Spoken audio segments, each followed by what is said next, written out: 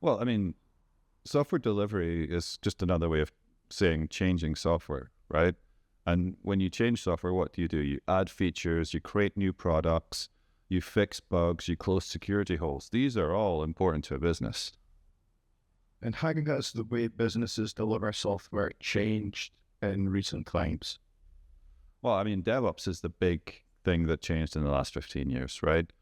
We've built automation and tooling around the journey to production. So everything from source code to build to security scanning to deployment automation, infrastructure as code has been automated.